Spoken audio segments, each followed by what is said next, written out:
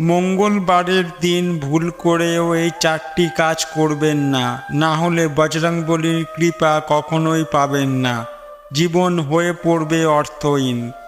জানার আগে আপনিও যদি মনে করেন বিপদে পড়লে রক্ষা করবেন বজরংবলী, তাহলে ভিডিওটিতে একটি লাইক করে চ্যানেলটি সাবস্ক্রাইব করুন। 1. মঙ্গলবারের দিন ভুল করেও হাতের নখ ও মাথার চুল কাটবেন না, কারণ এমনটা করলে শ্রী হনুমান উক্ত ব্যক্তির উপর ক্রুদ্ধ হন। 2. যদি মঙ্গলবার দিন শ্রী হনুমানের ব্রত পালন করেন, ভুল করেও ওই দিন লবণ গ্রহণ করবেন না। 3.